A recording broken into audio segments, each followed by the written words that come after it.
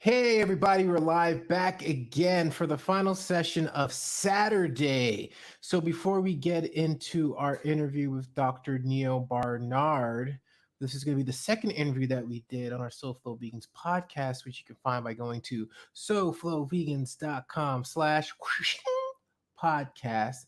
So, we're going to be excited to share that with you. But we did the last couple of panels and it was just conversation after conversation and intense connection with the people that were on that I didn't do a lot of giveaways. So before we got kicked off with this episode, I wanted to do a giveaway. Actually, two giveaways with you guys. So the first giveaway that I want to do is going to be for the chocolates from Cacao Zone. So we have a couple of prizes to give out for Cacao Zone. And if you registered on soulfulvegans.com/expo, which you still have time to do, if you can register before I announce this next prize, then you will be eligible to win. So in the morning we'll be putting out a recap of all the winners that we've had so far. So with that being said, we're going to call for our first winner, and this is going to be a pack of chocolates from Cacao Zone. Once again, 100% vegan chocolates for your delight. That's right, ladies and gentlemen. And if you're not registered, go to soflowvegans.com/expo, sign up. We'll be calling prizes throughout the rest of tomorrow. So, calling our first winner. And you can bear with me for a moment. When I call the winner, I have to actually look up their names because I don't want to give out their email addresses. So, writing this down in my notes here, I'm using a software that randomly selects people, so I'm not playing favorites here.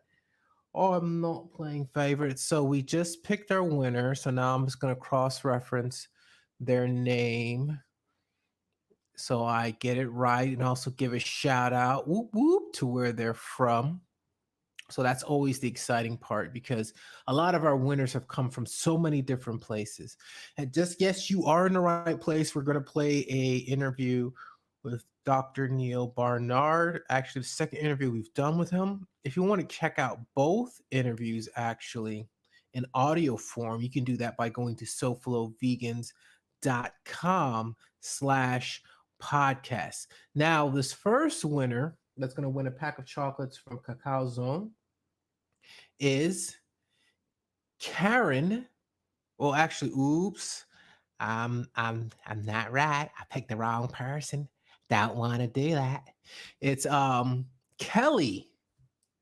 Kelly M from guess where? Hialeah. That's right, Hialeah. Big part of my childhood. The Opalaka Hialeah is the place for it to go. It's a commercial. If you're not from Florida, you don't know what I'm talking about.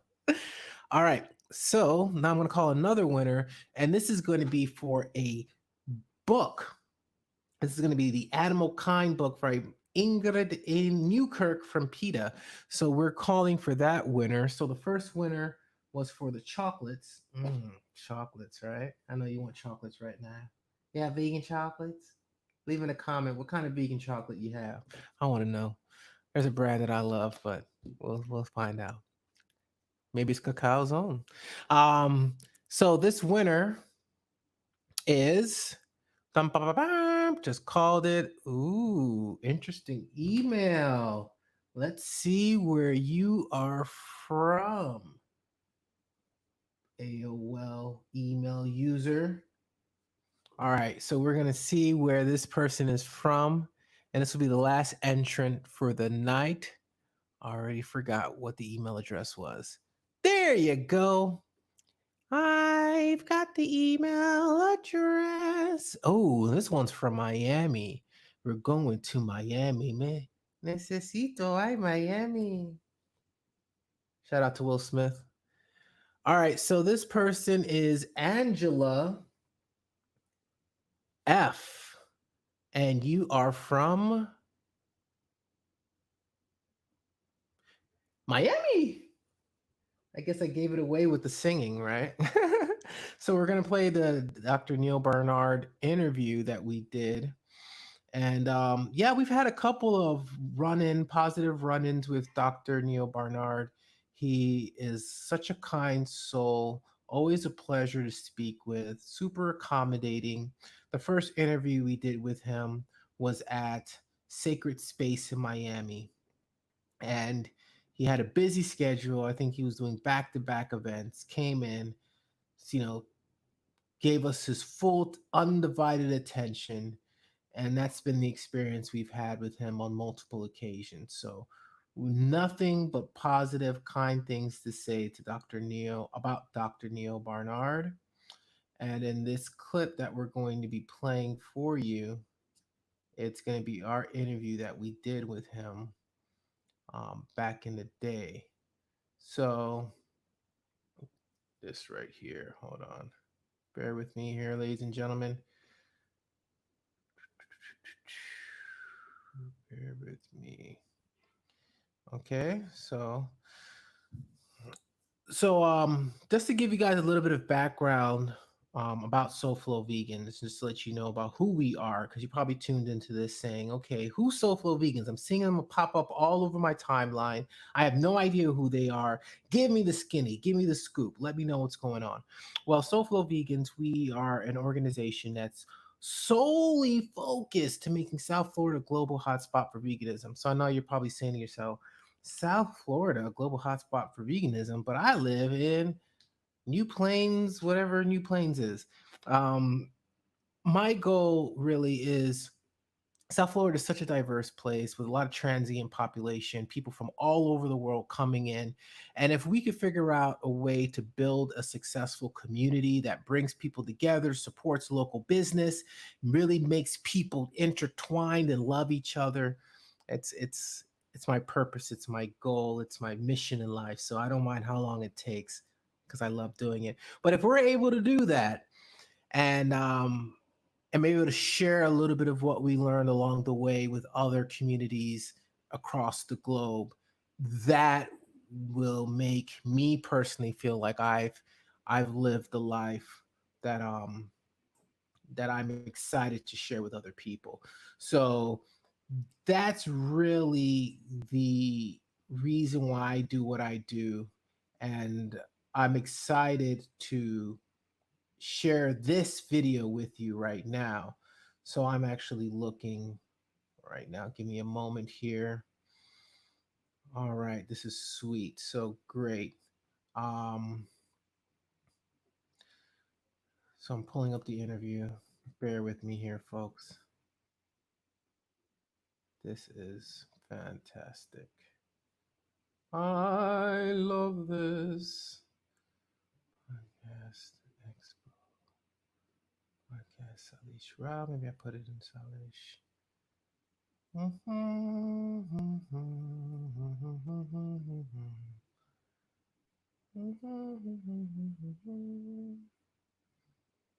Okay.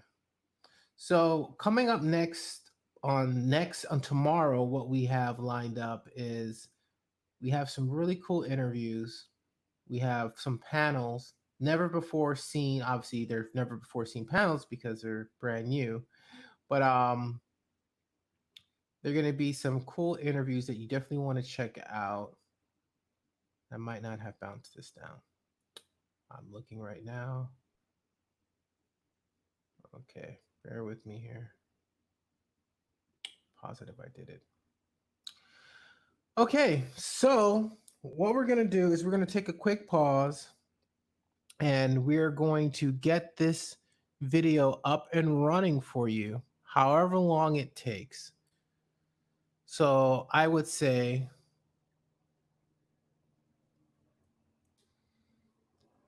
is, and if you guys are still watching this, you are beautiful souls. You guys are beautiful souls, and I appreciate you. So I'll continue talking. So I add some value to your lives because you've taken the time to come here and support what we're doing. And the last thing I want to do is waste your time. So I'll provide value by talking more about SoFlo Vegans as I'm bouncing this down. As a matter of fact, how many of you like to create content? Um, I'm actually going to share my screen with you. because this is an opportunity here. This is an opportunity for me to show you what it looks like creating a video. See, when you run out of lemons, you make lemonade. I think that's the phrase. So I'm going to show you the process of me bouncing out a video. So right now we edited the interview with Dr. Neal Barnard in a more slimmed down, confined version. Now I am going to just go ahead and save it in a reliable place and put it into this little video folder here. Okay. So now I'm going to export.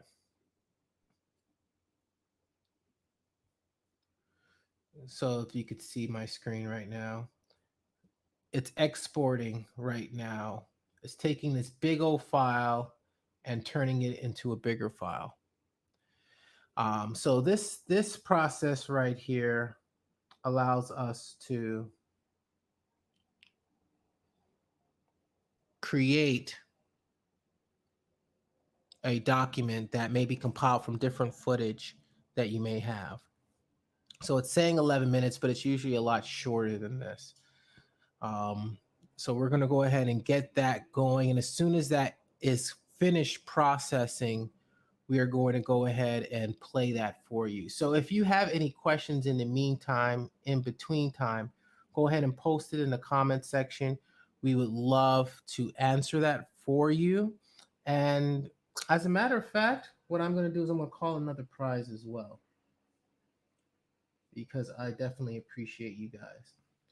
So this next prize is going to be for a baking set from Cacao Zone.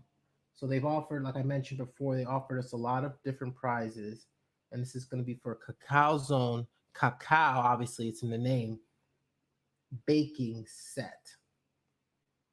All right. So the name I'm going to pull, and this is the software that I'm using right now to pull all the names, but I'll pull it off because it has people's email addresses. I don't want to do that for you guys.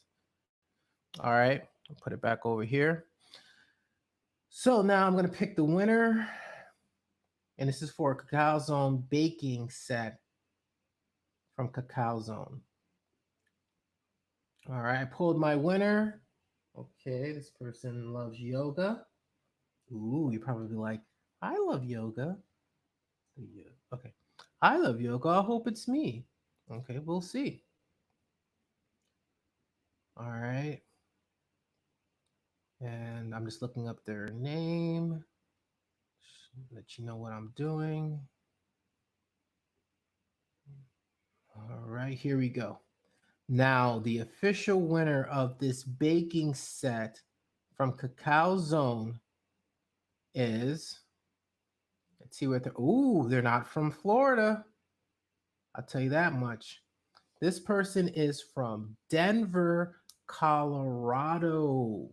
Denver, Colorado. And this person's name is, ready, drum roll, please. Oh, I actually hear some of you doing the drum roll. You guys are awesome. It is Sherry E from Denver, Colorado. So that you'll be giving your information to Cacao Zone, and you'll be getting your baking set, your chocolate baking set. Okay, so that's exciting. All right, so let's go back and see if anybody has any questions while we wait. As you can see, the processing. So if you have any questions, any comments, if you watched any of the sessions that we've had so far, I would love to hear what you've thought. What were some of the takeaways? Go ahead and make sure you post them into the section. And really, what we're doing right now is we're just showing you that it's, regardless of the situation, what's important is you do your best to provide value and don't waste people's time. And unfortunately, right now we're bouncing down some footage that should have been bounced down before, but there were some technical issues. So that's what we're waiting for. But while you have me, if you have any questions about SoFlo Vegans, you have any questions about, some of the panels that may be coming up, how to get to watch some of the previous content that we've put up. We just wrapped up an amazing panel with vegan directors from What the Health, from Live and Let Die, the Game Changers, as well as Earthling. So if you missed that, the best way to catch up on all the past sessions and also set reminders for future sessions is to go to soulflowvegans.com/expo. We have links to every single thing on our schedule that you'll be able to click on and immediately watch that footage. So, and also, if you register on that page when we do these prize drawings, you will automatically be entered to win. Okay. So that's what that basically looks like. So what I'll do in the meantime, so you're not just watching me randomly, I'll put up a video that we do have that you can check out. And then once this is finished processing, I will come back on, interrupt that video, and then throw it to you guys. All right. So let's go ahead and we'll play a little bit from our interview with, let's go ahead and do Damian Mander.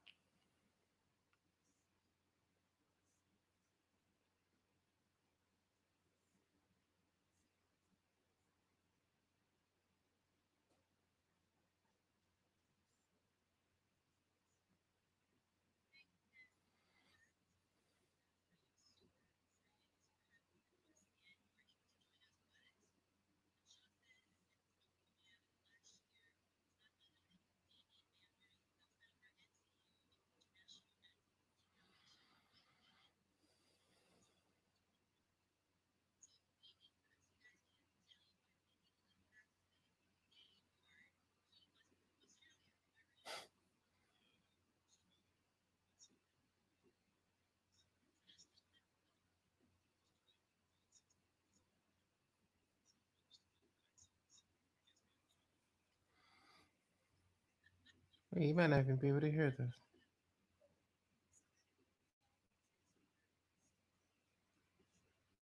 Of.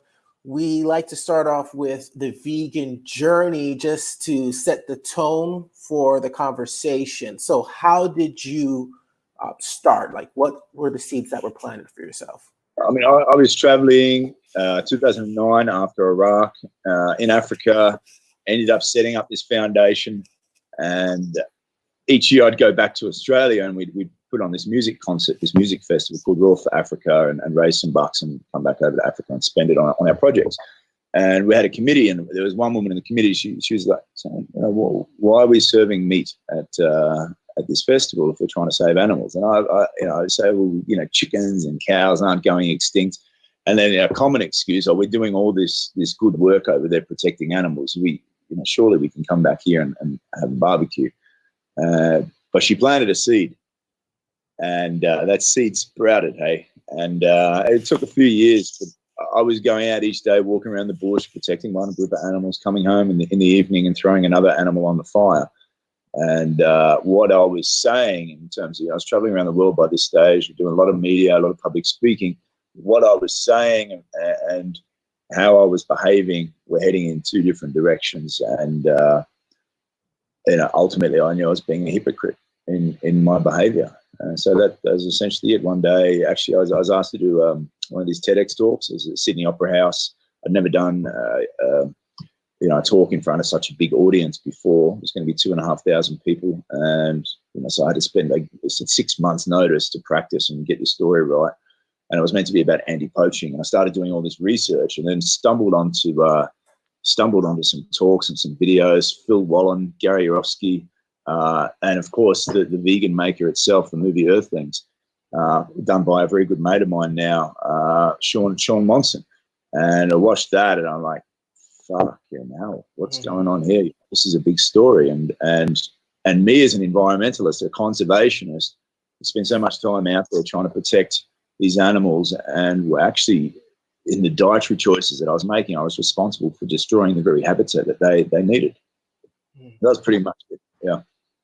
Okay. Pretty much it correlated with what you were trying to do. And then all of a sudden, like you said, the other side of the coin was like, hey guys, let's barbecue.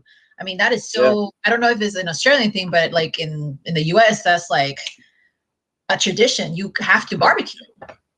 Yeah, but beyond barbecues, you also got to be able to call yourself out, hey? And I suppose in my life, there's been a handful of situations where I can stand there in front of the mirror and really call myself out stuff and significant short space of time to try and be the person that I want to be. And, nature's had billions of years to evolve, and we've got a lifetime, 60, 70, maybe 80 years if we're lucky. And the evolution is cutting away the bits that don't work, keeping the bits that do work, and from your experiences.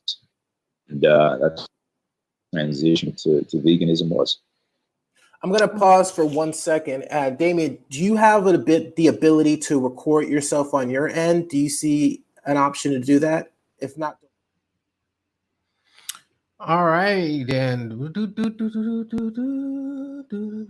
All right, so the footage is almost done. Thank you so much for your patience. We're going to be pulling our interview with Dr. Neal Barnard. But before that, I am going to do another drawing. That's right, ladies and gentlemen. We've done a few tonight already just in this session. And that's my thank you for being patient. Being patient with us. So the next drawing that I'm going to do is going to be for another chocolate set, and this one's going to be chocolate covered fruit from Cacao Zone as well. So this one's going to be chocolate covered fruit for Cacao Zone. We have about a minute left before the video is ready to be played. So let's go ahead and pull our winner. And of course, the way that you are eligible to win is by going to soflowvegans.com/expo and registering on that page, and you're automatically entered to win. So as soon as we call this winner, we're going to go ahead and play the video with Dr. Neal Barnard. All right, just pulled the winner. Let me just write down the email just so I have that. Okay, so here we go. This person has an AOL email address. I'll say that much. And let's see if you're the lucky winner.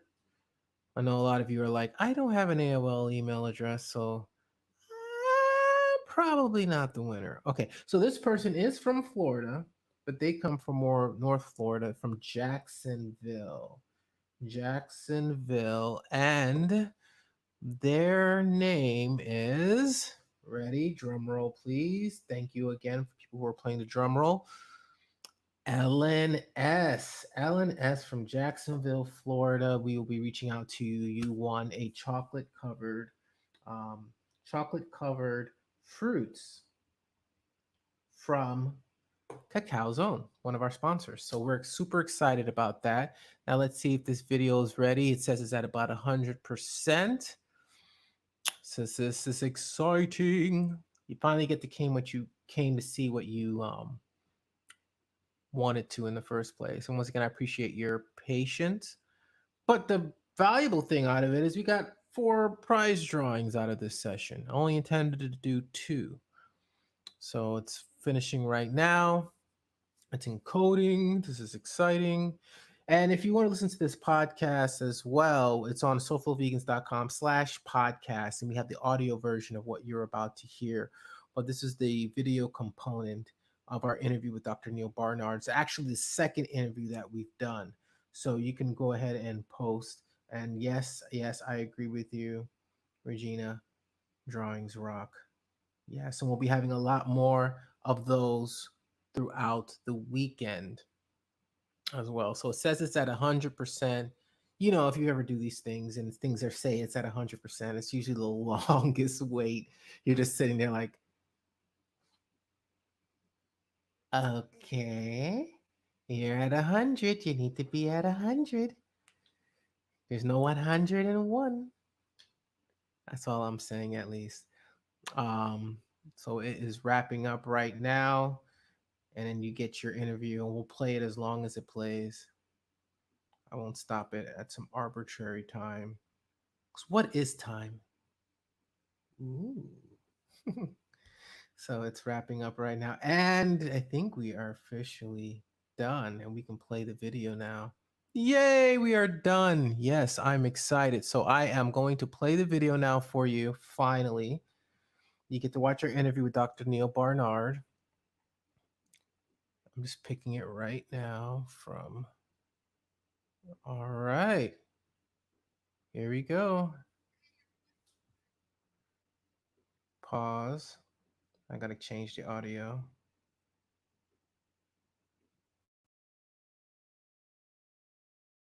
Of the So Flow. Hey everybody, welcome back to another exciting episode of the So Flow Vegans podcast. And today we have another returning champion. This season is full of returning champions. And before we introduce him officially, I want to introduce our co-host for the episode. We have our media coordinator, Alba Mendez. Hey guys, welcome back to the podcast. And as always, Alba, you have the honor of introducing our guests to all of our wonderful listeners. I don't even think it's an honor anymore. I think it's a tradition.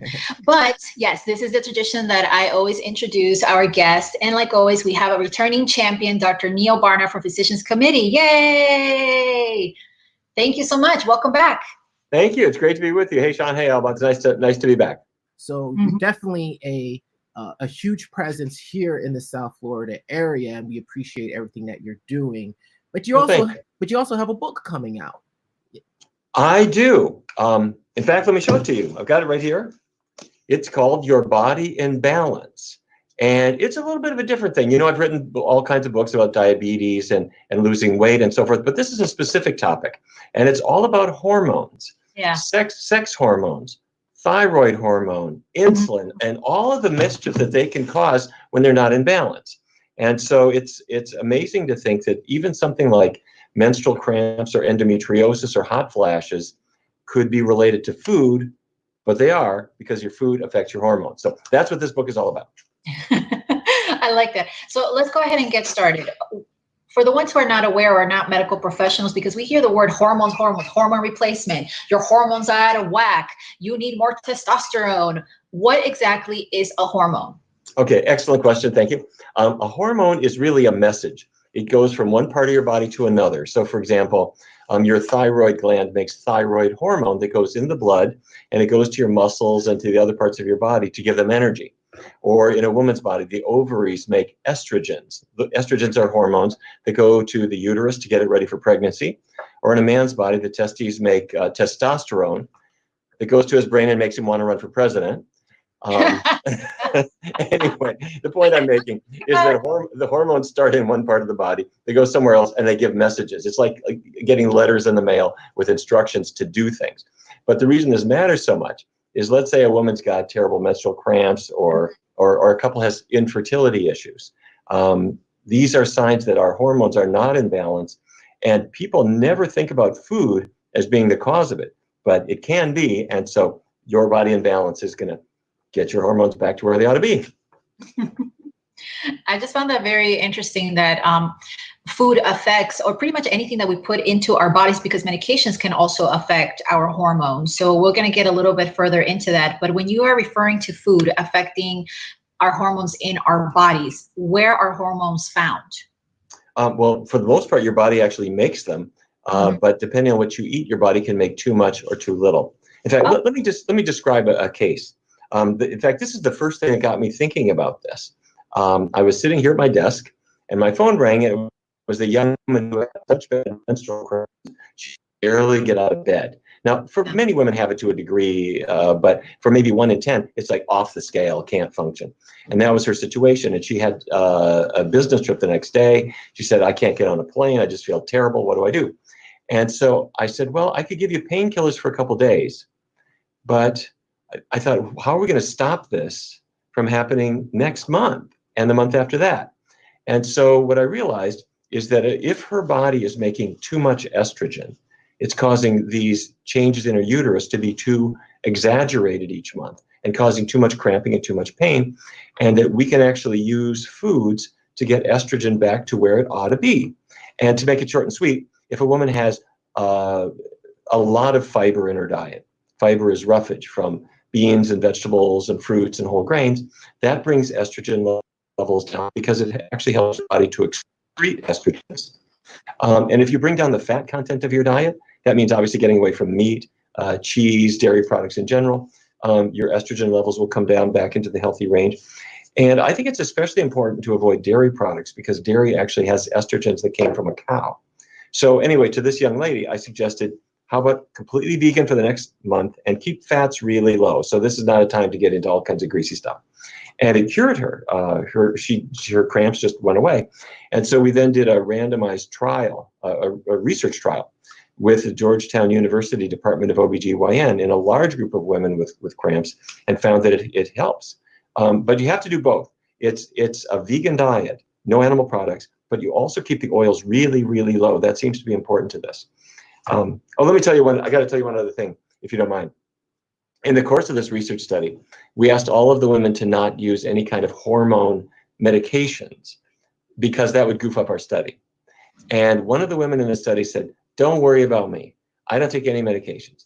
And birth control was part of it. You couldn't use the pill because that's a hormone. She said, I'm infertile. My husband and I wanted to have kids, but years ago we were both evaluated. Why couldn't I get pregnant? And it wasn't him. He's okay, but it was me. I don't ovulate. I'm the infertile one. So I don't use the pill. I don't use anything. Well, she came into the research study. She started a vegan diet, very healthy vegan diet, lots of vegetables, fruits, whole grains, beans, kept the oils really low.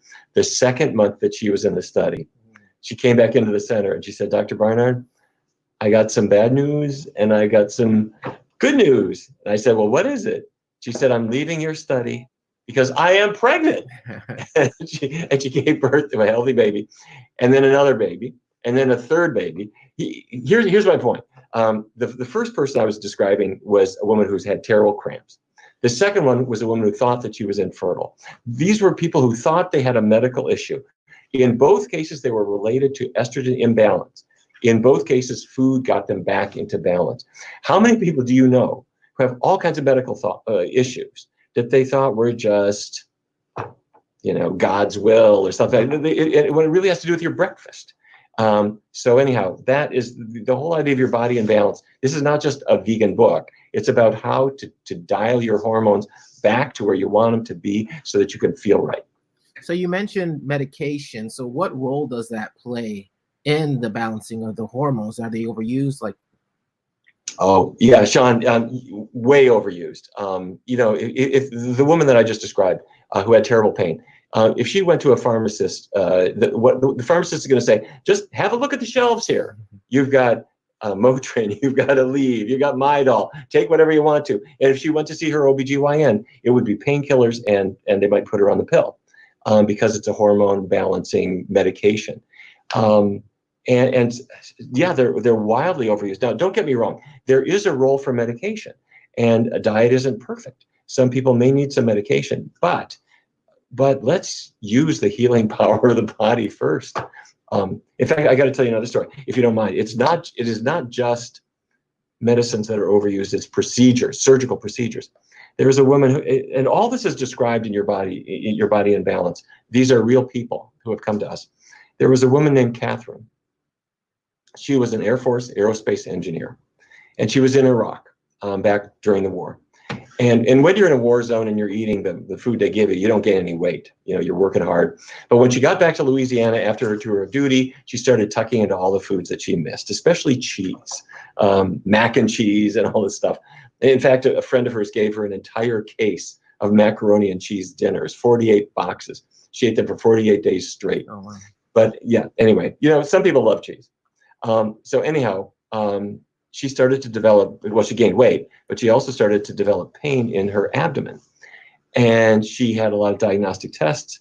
And the doctor finally did a laparoscopy. That's where you insert a tube underneath the belly button and you look in the abdomen. And the doctor said, okay, all right, we know exactly what you have.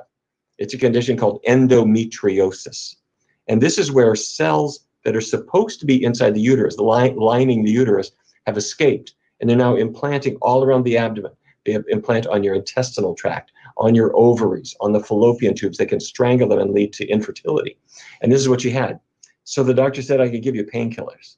We could try hormonal medications. None of this worked. So finally the doctor said, you can have a hysterectomy and just remove your uterus. And he said, well, my husband and I are newlyweds, and we were thinking we would have a family. And the doctor said, you're probably infertile anyway from the endometriosis. So she thought, okay, if I have no choice and I can't live like this, we'll do the hysterectomy.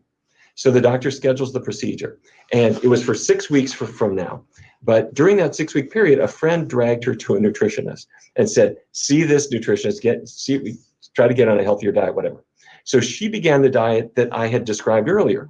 No animal products, kept the oils very low at this nutritionist's suggestion. And she started to feel better, a lot better. But as 6 weeks went by, she dutifully reported to the hospital for her hysterectomy. And the doctor made an incision and put in a laparoscope. And she was under general anesthesia. She woke up an hour later, and she's in the recovery room. And the doctor is there shaking her shoulder, looking at her. And he said, Catherine, I didn't do it. You still have your uterus. I didn't do the hysterectomy. And she said, what? He said, your endometriosis is effectively gone. I didn't need to do the hysterectomy. You still got it. Anyway, so her mother is there, and she said, her mother's in the recovery room, and she says, she went vegan.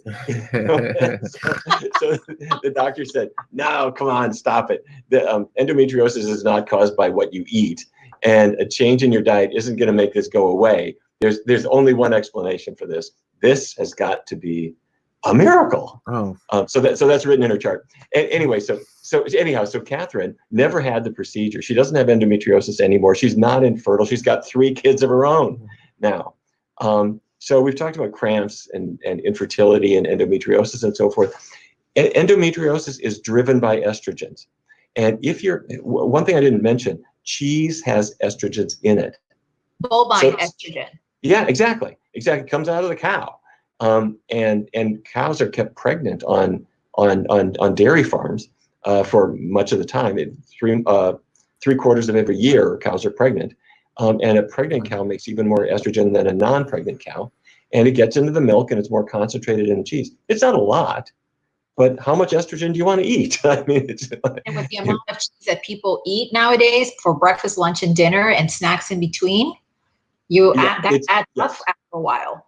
You said it, Alba.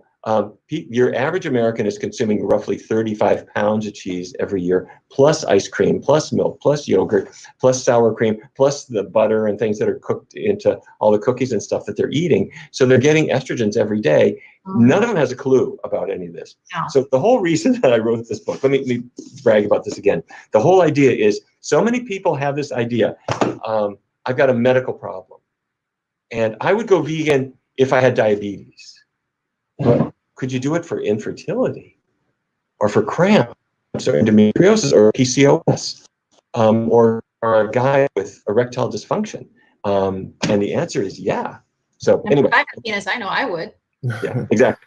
And what role, obviously there's a personal responsibility for us to take care of ourselves, to, find the best possible options that'll do less harm. But what role do the doctors have in bringing up that conversation of nutrition? Oh my goodness, they have been able to get, well, first of all, in praise of doctors have a vitally important role, and medical treatments are very important, and diagnosis is very important. But where doctors really have dropped the ball and they've gotten away with it is they are not trained in nutrition, and they just neglect it. I'll give you an example. A guy goes to the doctor because he's got erectile dysfunction, and the doctor writes him a Viagra prescription. And the guy walks out the door saying, okay, thanks, you just solved my problem. And if this is a good doctor, in about 1 minute, he's going to suddenly realize his mistake. He's going to drop his pen. He's going to race out the door and try to catch that patient before he goes down the elevator and bring him back in and say, I forgot to tell you something. This is really important. Your erectile dysfunction is not caused by performance anxiety or drinking or whatever. You have atherosclerosis, Most men who have erectile dysfunction have artery narrowings. What atherosclerosis is your cholesterol level has been high, or your blood pressure, you're smoking. All these things add together to cause little bumps to form like blisters inside your arteries. And they're in the arteries to the heart, and the arteries to the brain, and also in the arteries to a man's private parts. And they slow down blood flow. And a man's private parts it's kind of a hydraulic system, where if he doesn't have good blood flow, nothing works. So that's the reason he's impotent. And the reason he doesn't have good blood flow is he's got atherosclerotic disease. And so what the doctor freaked out about is he realizes that erectile dysfunction is the first sign of systemic atherosclerosis. So the doctor explains to the patient, you are at high risk for a heart attack or a stroke within the next 3, 4, 5 years. So take your Viagra if you want to, but before you leave the clinic today, you need to see our dietitian. And I want to map out a menu that's going to get your cholesterol down and see if we can reverse this disease. And there's one diet that reverses this disease. And that's a diet that does not have animal products in it. And also keeps your oil really low. So there you go. The guy that goes in there thinking he needs a testosterone shot, or he thinks he's under too much stress. He may be under stress, but that's not why he's impotent. When he was 15, he was under stress, but he wasn't impotent at that age. What I love is that you're like the third doctor that we have done our podcast on for season 3, because that's what we are on right now, that has said the same exact thing. Dr. Aaron Spitz, a urologist, Dr. Neal Barnard, and then also last week we had Dr. Joel Kahn, cardiologist, and they all said the same thing. So that's 3 for 3 people. Whoever's listening, all our listeners are watching, this is the reason why. So let's get into that. I really want to get into that whole infertility thing, because I do have a couple questions on that. I do not have children. I don't plan on having children. However, I do know that there's a couple of my friends who have had issues with infertility, and they're going through the in vitro, anything like that. But as a woman, if you are trying to get pregnant, how does that affect you? Like your hormones, they're so out of whack. How does that affect fertility exactly? Yeah. A woman needs a certain amount of estrogen. Estrogen is the female sex hormone. You need a certain amount, but if you have too little, it's a problem. If you have too much, it's a problem. You need to be in the sweet spot. And there are several things that knock you out of that. One is if a woman is carrying just too much body fat. Now, I know everyone has their own feeling about that. And if some people want to lose weight, they often struggle with that. And they try all different means of losing weight. But the issue for fertility is that body fat is actually a factory. You think of fat cells as just being kind of a bag of calories, but it's not. Fat cells create estrogens. They produce estrogens, and your level can be too high. So over the short run, that can interfere with fertility issues. Over the long run, it can increase the risk of breast cancer. So reducing body weight is a good way, is helpful. And actually the best body weight for fertility, where you're maximally fertile, is sort of on the thin side of normal. Not too thin, but definitely not overweight.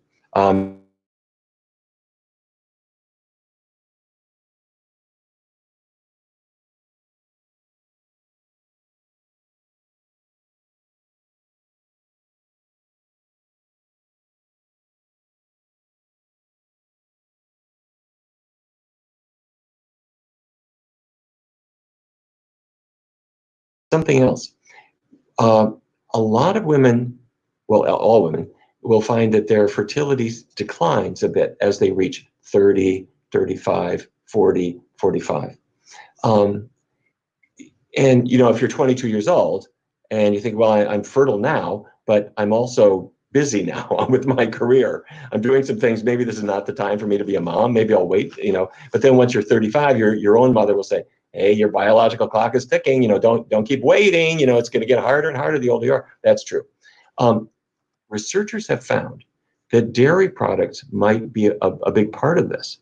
The dairy sugar, galactose. I'm sorry. The dairy sugar is called lactose. You hear people who are lactose intolerant. In your body, if you're digesting lactose, it breaks down to a smaller sugar called galactose, Galactose, galactose. Galactose and glucose come out of the lactose. The galactose appears to be toxic to the ovary. So when a woman is consuming lactose sugar, You get away with it when you're 14, 15, 18, 22. But by the time you're 30, 32, you start to see fertility dropping off. And in countries, here's the amazing thing. If you look at countries where people don't consume dairy products, their fertility tends to remain high or much higher during that period. In Thailand, for example. Like Japan, yeah. Yeah, like, yeah, exactly. Although, unfortunately, Japan is now westernizing. Their diet is now, it never used to have milk in it, but now it has more. Thailand's kind of the same story, but in Thailand, there's much less dairy consumption. And there, the drop in fertility between the late 20s and the late 30s, maybe about 25%. In the United States, it's about 80% drop. So what we think it's the sugar. And people think, how much sugar is there in milk? Sugar is the #1 nutrient in cow's milk. If there's more sugar than there is calcium, than there is protein, than there is fat, than there is anything, this lactose sugar it was designed by nature to give a lot of calories to a calf. But you're an 18 or 25 or 38-year-old woman. Why are you drinking the milk out of a cow?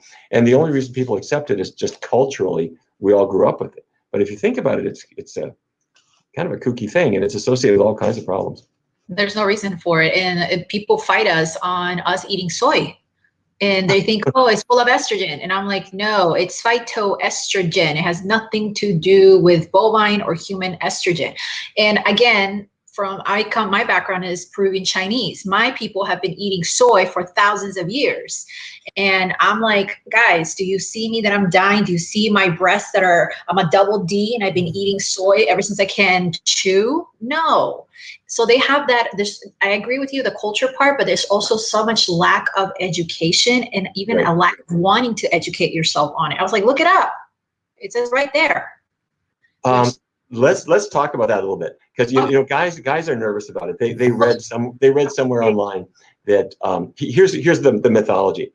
Soy has estrogens, and that'll give me man boobs. That's you know what I'm talking about. But here's what you do: go to the beach on an August afternoon, and you'll see a kind of heavy guy who have what looks kind of like man boobs. Go up to him and ask him, how much tofu did you eat this past week? And he's going to say, what? And you say, well, edamame, miso. And he'll say, I don't eat any of that stuff. What are you talking about? He's eating burgers, and he's eating pizza, and he's eating grilled cheese sandwiches. And what's happened to him is that he's gained weight, and his body fat is creating estrogens. It's taking his testosterone and converting it into estrogens, and that's what's causing his man boobs. It has nothing to do with soy at all. And then the other thing is people think, well, this soy estrogens will give a woman breast cancer. And it's just the opposite, that we have plenty of research now, and women who consume the most soy milk or edamame or tofu, the women who consume the most soy have about 29% risk of developing breast cancer compared to other women. Yeah, exactly. And also women who have been diagnosed with cancer in the past. If they've been diagnosed with cancer and if they avoid soy, they do the worst. The women who avoid soy are the women who are most likely to die of their cancer. The women who consume the most soy are the most likely to survive. Now, soy is optional. You don't have to have it, but it does not cause man boobs. It does not interfere with fertility, as you can tell from looking at China and Japan. And it does not cause cancer. It's a preventer. And just to come back to the science very quickly, your soy isoflavones are these so-called phytoestrogens. They're really called isoflavones. Mm-hmm. And in your car, you've got a gas pedal. You step on the gas, your car goes. You step on the brake, your car stops. Soy is the brake on the cancer cell. It stops it. It keeps estrogen activity in line. So anyway, thank you for letting me spread the word on that. It blocks the receptor, from what I understood from the reading I was doing.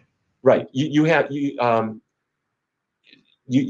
have two different estrogen receptors: alpha receptors, beta receptors, and the soy isoflavones attached to the beta receptor. So it's a good thing. That's a good thing that we got into that particular topic, because your book also discusses cancer and hormones, especially with sex-related cancers like breast cancer, cervical cancer, Ovarian testicular cancer. Yes. So let's get a little bit into that because I really want to know. One of my coworkers, she told me that she cannot have soy because when they did her markers on her blood work, she said her cancer was soy derived. You know, it's really an amazing thing to just no, soy products do not cause cancer, and they have the opposite effect. But it's back to what you were describing, is that people imagine that soy has estrogens in it that will drive cancer. And one of the things that we've been really working hard to do is to make sure that doctors are studying nutrition. They tend not to learn about it in medical school, and they don't learn it in continuing education later.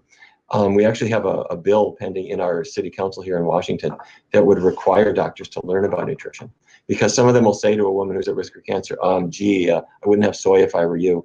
And it's really harming them. Now, you don't have to have soy, but it's good in two ways. One is it does reduce cancer risk. Secondly, it replaces things that would increase cancer risk. If you have a hamburger or a cheeseburger or something like that, that's the kind of food that increases cancer risk. If you replace it with a veggie burger that includes soy products, it's going to reduce cancer risk. So now does it matter what type of soy? Because I've heard that, and this could be misinformation, that soy that comes from GMO based or modified ingredients within the soy do have harmful effects on the body versus ones that are organic. Am I off base on? That's a great question, Sean. I got to tell you, I don't think the jury is in on that yet. But while people are sorting this out, I suggest that you choose organic soy. And if you go to the store and you buy a carton of soy milk or tofu, just look for the ones that are marked organic. They're easy to find. In some cases, that's all they sell. And if it's organic, then by law, it cannot be GMO. But there's one other issue on this, and sometimes people wonder if it should be fermented soy, like miso or tempeh. That's a fermented product, like, say, tofu or soy milk, which are not fermented. And the answer is it doesn't seem to matter. They both seem to work. So there you have it. Okay. So we talked a little bit about fertility and how hormones play a role in that. And we talked about both men and women. But what other things that might be out there, especially for men? Okay. We should really talk about prostate cancer briefly, because it's one of the most common cancers in men, and the older men get, the higher the risk of it. If you look at different countries, it comes back to dairy, we think, that the countries that have the most milk consumption have the most prostate cancer. So at Harvard University, they did a study called the Physicians' Health Study. They brought in a large group of men, more than 20,000 men. They were all doctors. And it turned out that those who consumed the most milk products had the most prostate cancer, about 35% higher risk. And the question was, could that just be a coincidence? Yeah, it's in the dairy and countries. It's also more in the dairy consuming men. Is it really true? At Harvard, they did another study, a much bigger one called Health Professionals Follow-Up Study. And in this case, not only was it true, but it was now about 60% higher risk. So what we think is happening is that when a man or a woman drinks milk, that it causes your body to produce something called IGF-1, or insulin-like growth factor 1, which in a test tube causes cancer cells to grow like crazy. Prostate cancer, but also breast cancer cells.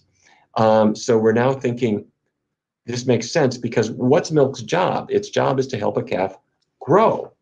But if you're a fully grown human being, extra growth in your body could mean the growth of cancer cells. Wow. And then prostate cancer. Prostate. When should we be checking that? I know there's like a certain age recommendation where you should be having it as a part of your routine annual physical. Around what age is that? Yeah. Something that really, I think, it's sort of between a patient and a doctor based on family history and things like that. But it's not uncommon for it to begin in the mid-40s or something. The cancer is really quite rare at that age. Once a guy is maybe in his mid-60s, it becomes more common. But many doctors will start testing men when they're 40. However, it's quite controversial. What they'll do is they'll do a physical exam. which makes the men squirm a little bit. But they will also do a blood test called PSA, or prostate-specific antigen. The problem is, or the reason for controversy, is that you see a lot of guys who look like they might have cancer when they actually don't. So some doctors say, don't test men so early. It's a controversial thing. I leave that between men and their doctors. But what is not controversial, in my view, is that we ought to be doing what we can to prevent cancer. So starting early in life, we should be on a healthy, completely plant-based diet. There is no requirement for any milk for you at any time other than the milk that came out of your own mama's breast. And that's what you should be having. And by the way, let me say a word for this. At the risk of sounding sexist, I really think that breastfeeding is important. I don't see it as optional. And many women will say, well, it's uncomfortable, and my job gives me a really hard time, and I haven't had any education with it, and I understand. And I think that, frankly, employers ought to be understanding about this. They ought to allow women some privacy and some scheduling flexibility so that they can do this, and so that the baby can be nourished physically and also psychologically with mom. A woman can also pump her breasts if she wants to do it that way.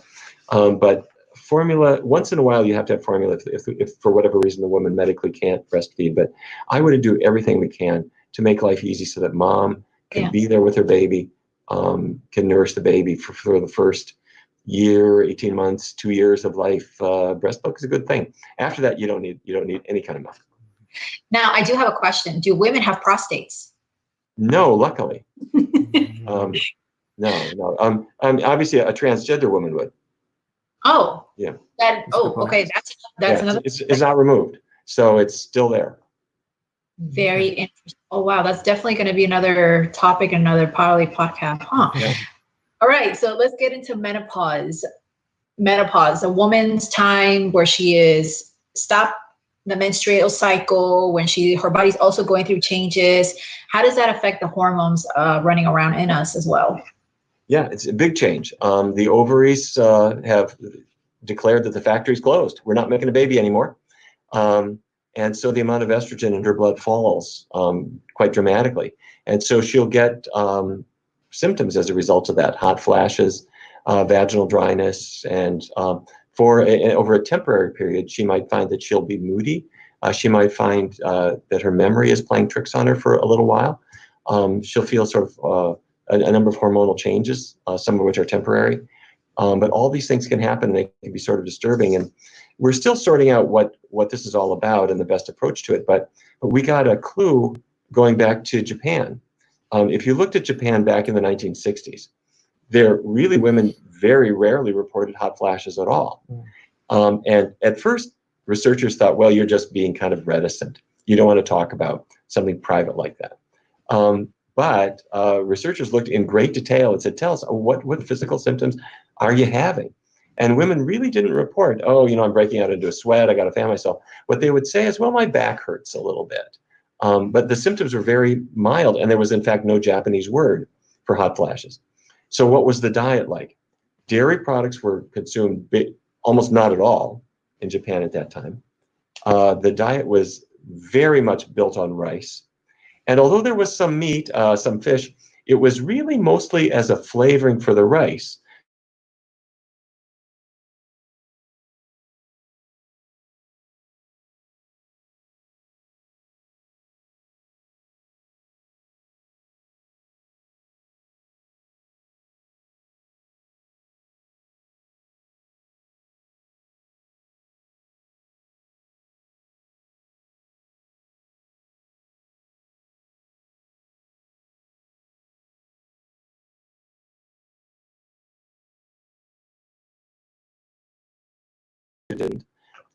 Diabetes came in, cardiovascular disease came in, all these problems. And so what we think is that the diet caused hormone haywire. You think that it'd be easier if you're on a whole food plant-based diet, that even though you are an older woman in your late 40s, early 50s, and you're going through this change, that your period is stopping, you shouldn't be having these hot flashes, all these symptoms. You can still continue with your life. The theory is that if a woman follows a healthy, low-fat, plant-based diet going into menopause, that it'll be an easier experience for her. And That said, I have found that it's quite variable. And you could be following a vegan diet and still have hot flashes. I don't know if that means that the oil content might be a contributor to it. That if you're on a fattier, let's say you've been eating vegan, but it's a lot of French fries and greasy stuff, that will elevate your estrogen level going in before menopause. And then when it stops, it stops. And the symptoms might be worse. But back to soy just really quickly. Some women have been using soy as a treatment for hot flashes. And it doesn't seem to help everybody, but it does seem to help, maybe 40%, something like that. Oh, wow. And you can try, some women will use just soy foods like edamame or tofu, but others will go to the store and they say, for me, to make it work, I've got to have soy protein, where they get one of these little tubs of soy protein, they put it in a smoothie, and they have that every morning. And they find that after a week or so, their hot flashes just go. Rrr. So if somebody listening to this program has that, give it a try and see what happens. Another major health issue that's impacting a lot of people, and you discuss it in your book, is diabetes. Now, how does this play, and what discussion that we've been having so far, how does that play a role in diabetes and possibly reversing it, if that's even a thing? Oh, yeah, for sure. Thank you for asking that. So we've been talking about hormones. We've been talking about estrogens and testosterone, and those are the hormones that go from the ovaries or the testes or to some extent elsewhere in the body. They go and control all the aspects of our reproduction. And the thyroid hormone comes out of the thyroid and changes our energy level. But in diabetes, it's insulin. And insulin is this hormone that comes out of the pancreas, which is an organ behind your belly button. And the pancreas makes the insulin, and it goes to the muscle cells. And its job, insulin is like a key that opens up each muscle cell to let sugar into the cell. And it also goes to your liver to let sugar into the liver. You think, well, why would it want to do that? Sugar is fuel. Your car runs on gasoline, your muscles run on sugar. You know, a person who's going to run a marathon, they're carbo loading beforehand. They're eating bread and potatoes and pasta and sugary stuff to build up the sugar. That the scientific term is glycogen, but it's inside their muscles to give them power. And in diabetes, your insulin isn't working anymore, or it's not working very well.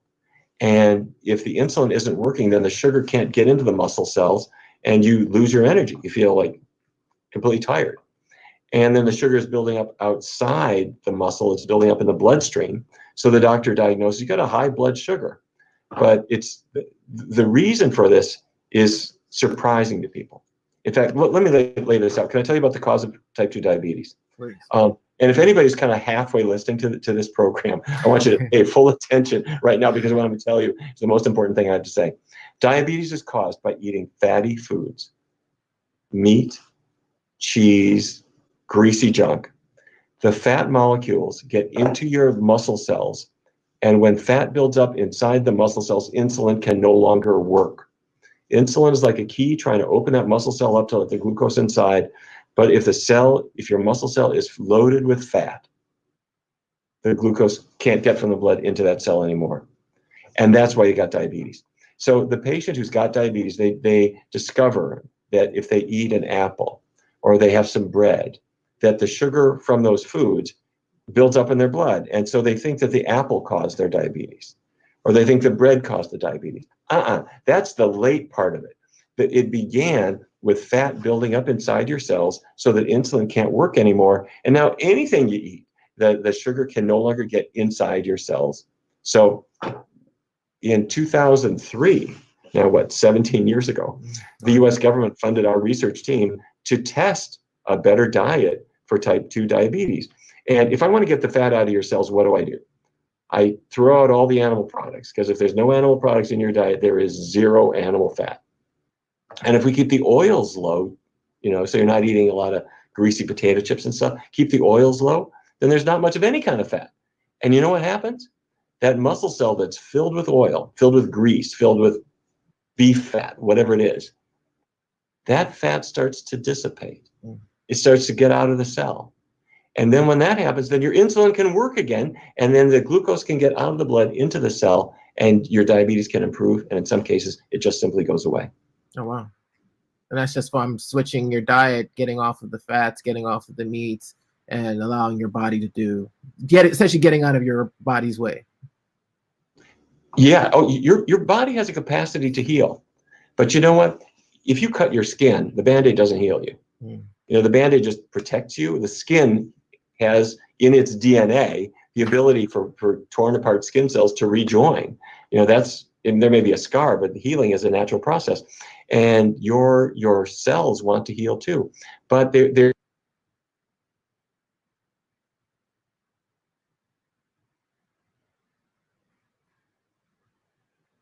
chicken and fish and the occasional meat and some cheese, whatnot, your diabetes is never going to go away. So the idea is let's get the animal products out. And let's keep the oils really low too. So I want you to stop your guacamole fest right now. I think we're going to get the fats out of you. Yeah, I'm sorry to break your heart. For you, if you're skinny and you don't have diabetes, it's okay for you. But if somebody's got diabetes and they're trying to reverse it, they've got to avoid those foods. We're gonna drain the fat out of your cells, and I'm gonna make your diabetes go away if I can. Nice. And I think you just killed a bunch of avocado lovers right now. Avocados they're wonderful, but they're one of the very, very few plant-based foods that's got a lot of fat in it. And you can have the occasional avocado if you're already thin, you're healthy. You know, that's fine. What could be wrong? But if you're having trouble losing weight, or if you can't reverse diabetes, you got to get away from all those really fatty foods, and that means the meat, including the fish. Throw that out. Get rid of the dairy products. Be careful about the avocados and the nuts too. Your book, speaking about fat, your book continues on talking about metabolism and why some people cannot lose weight. And is that part of that?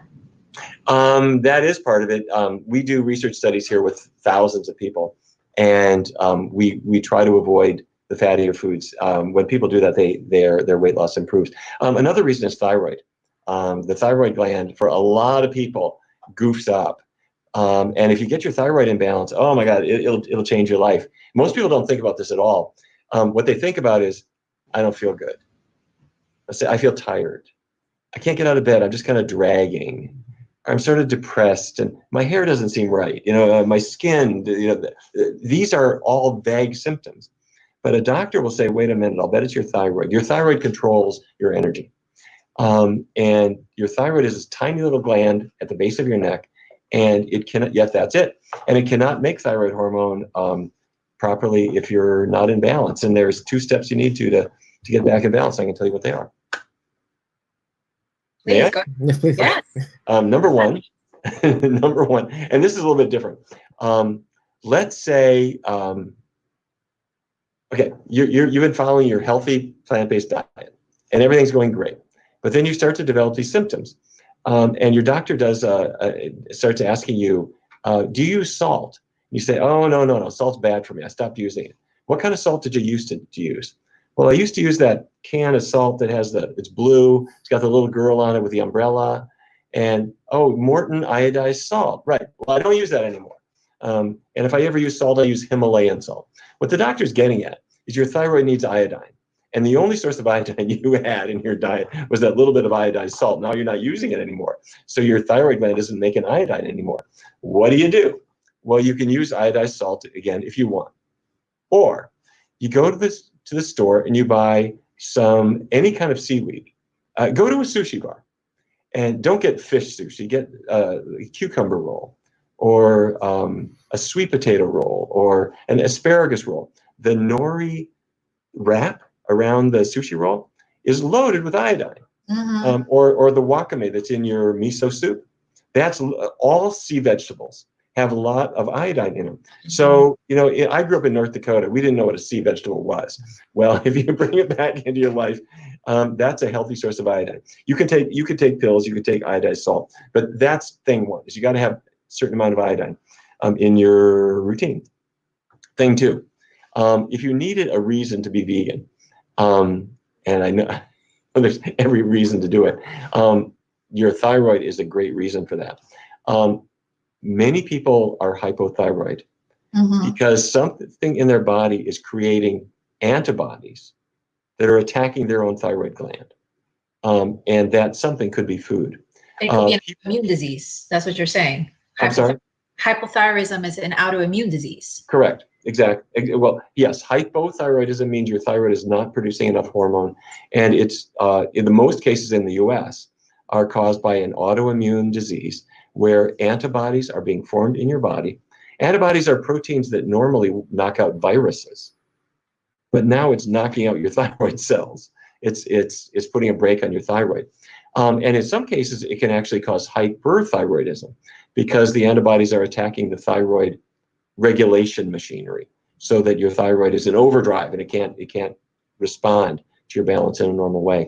So researchers at the Adventist Health Study started looking at people who were non-smokers, health conscious, teetotalers, but some were vegan, some were lacto-ovo vegetarians. So they weren't eating meat, but they were eating cheese and dairy, sometimes a lot. And then they would look at omnivores. And the vegans had the lowest risk of hypothyroidism or hyperthyroidism. The ovo-lacto people, the cheese folks, had the highest risk of hypothyroidism, even more than the meat eaters. And the meat eaters had the highest risk of hyperthyroidism.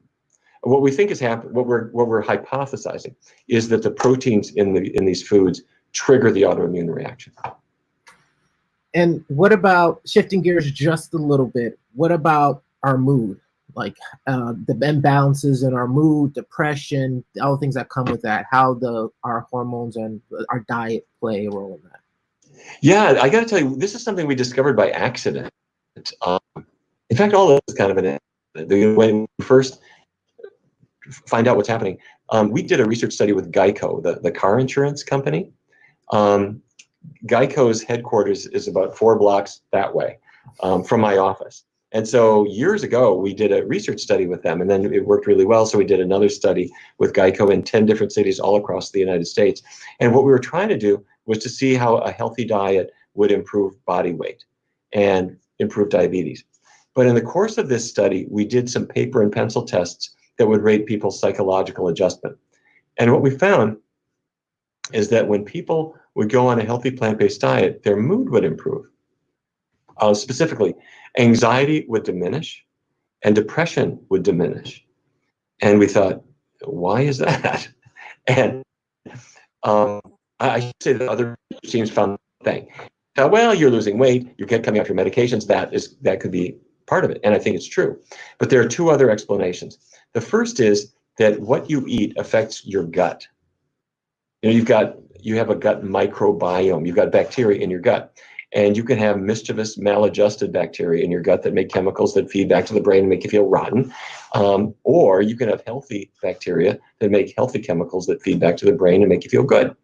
And when people are on a high fiber, plant-based diet, it fosters the growth of healthy bacteria. If you are on a low fiber, meaty diet, meat does not have fiber in it, dairy does not have fiber, the healthy bacteria are restrained, and you don't see their growth so much. So we think that's it. The other thing is inflammation.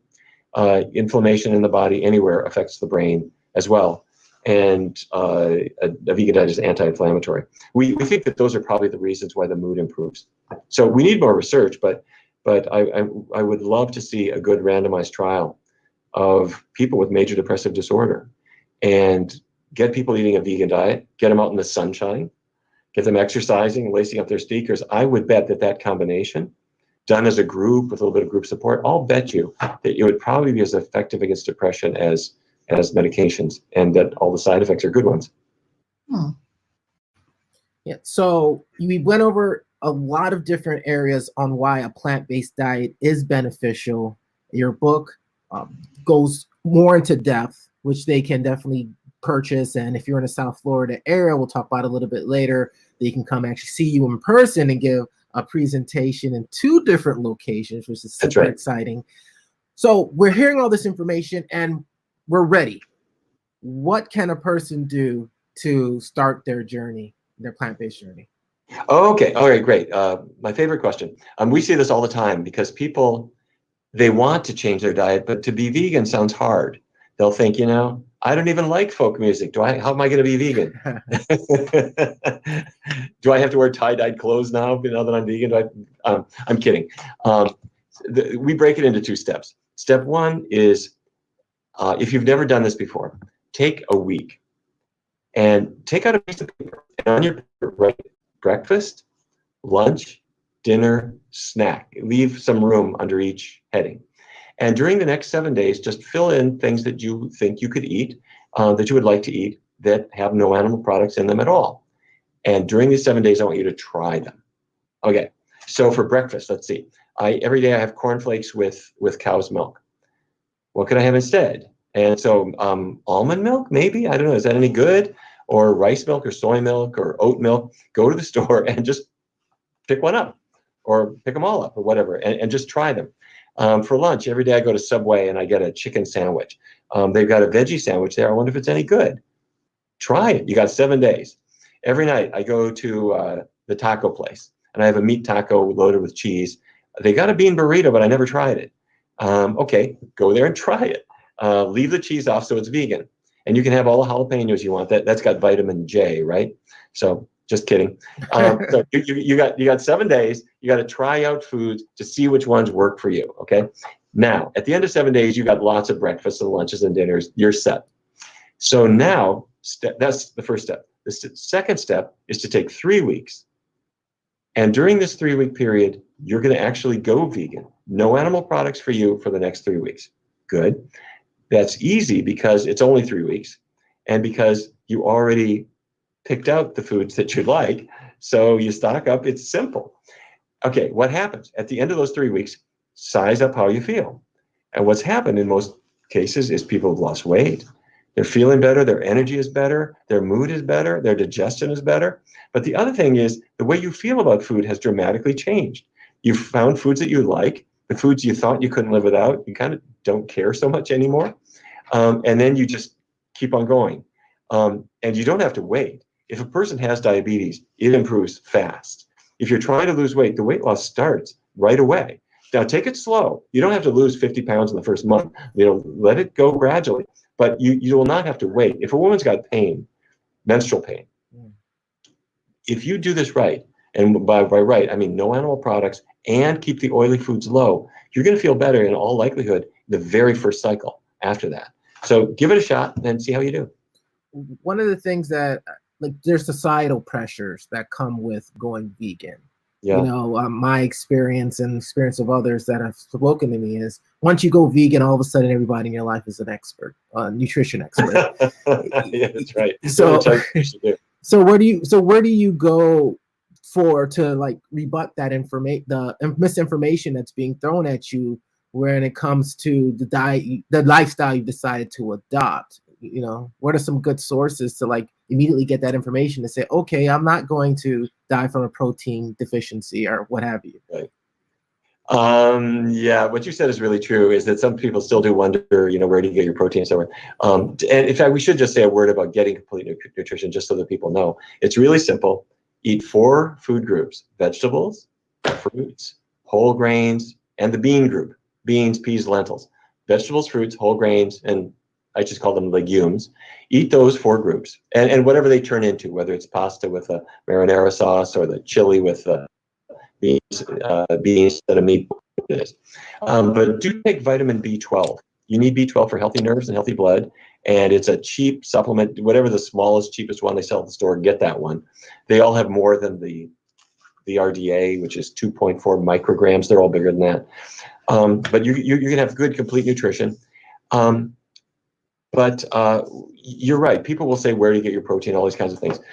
You do have to be patient. What you do discover, though, is that more people now are saying, I'll bet you're healthy, or that's really cool. Or they'll say, my sister is vegan, or my father's vegan, or this athlete, Lewis Hamilton or Novak Djokovic is vegan, or aren't the Tennessee Titans doing that? Or, it's this big, cool thing now. So people are more positive than worried. But people do need information. So we have an app on your smartphone. It's called the 21 Day Vegan Challenge, 21 Vegan Kickstart, 21 Day Vegan Kickstart. So the 21 Day Vegan Kickstart is available in Spanish. It's available in English, on your Android, on your iPhone. It is free. It's got menus, recipes, videos, really quick, simple things that show you how to cook, and how to eat out at restaurants too. And I hope people will pick up your body in balance. And keep in mind, it's not about everything. It's not about Alzheimer's disease and so forth. It's about hormones. And for anybody who's got any of the issues we've talked about, give it a shot. And one last thing, let me brag. Lindsay Nixon did the recipes. Lindsay S. Nixon, she's the happy herbivore. And she 65 recipes here in this book. And when she sent them to me, she sent me a note that I also put in the book. And it said, Dr. Barnard, I hope you like the recipes. Few ingredients, simple to make. Yeah, which is all true. They're great. But she sent me a note that said, eating this way cured my cramps. And so I thought, okay, there's validation for you. So anyway, give it a shot. And so let's close off on this note. Is there anything that you feel our audience should know that we didn't go over today in our conversation? Yes. I think the most important thing is that although I'm grateful to people for watching this, the people who need this information the most aren't watching this. They haven't even heard of it because they're 12 years old and they're in school. And so they're eating chicken nuggets. And when they go home, they stop at a 7-Eleven and get candy and string cheese. And then when at dinner time, their parents put a frozen pepperoni pizza in the microwave for them. And that's what they're eating day after day after day. And they start getting symptoms. So now the 14, 16-year-old girl starts getting pain, or they get acne, or they're starting to gain weight. And they're thinking, gee, maybe I'm not exercising enough. Maybe I should try a keto diet. All this nonsense comes in. And what happens is they become miserable.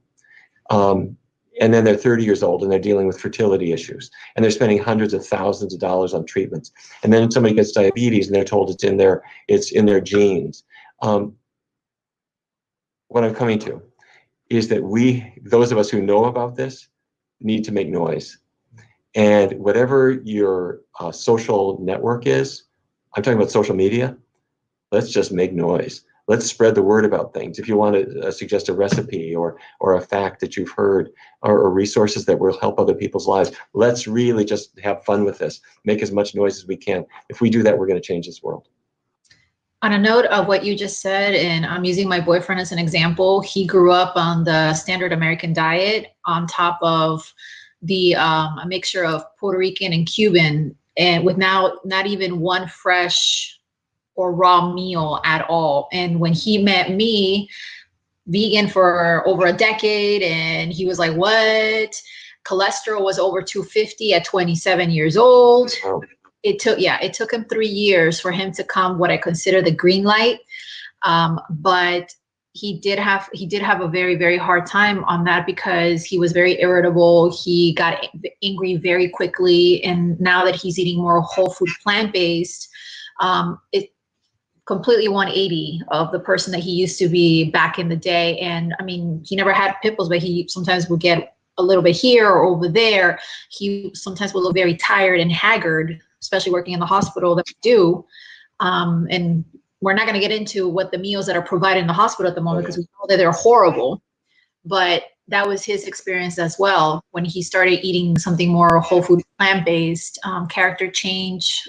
I'm guessing possibly his hormones levels got better. His male hormones, they kind of stabilized. Yeah. Well, it's down to see what can happen. And I don't encourage people to just take this on faith. This is not a cult. This is not a religion. It's biology, and it's using foods to get your body back in balance. And people can try it themselves and just put it to the test.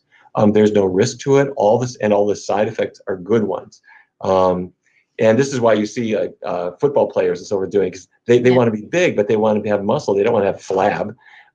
So, if you're eating in a healthy way, that's where you can go. So thank you. I love the way that you're spreading the good word. I hope people are going to come see me when I'm down in South Florida. I'm giving a couple talks. We're definitely going to be there. I know I'll be at the Davie location. Now, could you tell us? I want to take this as a breakaway section on the pod, so I can put it out there for promote the event. Can you just let us know what we can expect if people are watching it? Like, what can they expect if they go to these lectures? Come. Well, it's going to be February 19th. That's a Wednesday. At 1 o'clock, I'm going to be at the JCC, the Jewish Community Center. 1 o'clock. It's 5850 South Pine Island Road in Davie, Florida. And I'm gonna have a whole PowerPoint, and I'm going to describe what we went through now in a bit more detail. We'll take a lot of Q&A, and we'll have copies of Your Body in Balance there. And we'll touch on some other topics that we might not have had time to today. And then the same day, Wednesday, February 19th at 7 o'clock, I'll be at the Books and Books, which is a bookstore, in case you couldn't guess. It's Books and Books in Coral Gables, and it's at 265 Aragona Avenue in Coral Gables, Florida. So same deal. We're going to pump people up about what a healthy diet can do. I'll give them plenty of tips, and I hope they drag their reluctant spouse or partner because we're going to pump them up too. And yeah, we want to thank you so much. And of course, you can check all of the show notes. You can get links to our previous episode of Dr. Barnard and SoFlowVegans.com/podcast. And where can people find more information about all the good work that you're doing? Our website here at the Physicians Committee for Responsible Medicine is PCRM.org. That stands for Physicians Committee for Responsible Medicine, PCRM.org. And if somebody want to go ahead. Sorry, can we cut that off? I don't want. No, you're good. You're good. Just go ahead. I also want to let everyone know that your book, Your Body in Balance, is now on sale on Amazon or wherever your favorite bookstore is. You want to pick up if you want to learn more about hormones and how they affect us as humans. All right. Thank you. Thank you for spreading the good word. I hope people give it a shot. You'll never know who all you'll inspire, but you'll inspire lots of people. All right. Thank you so much.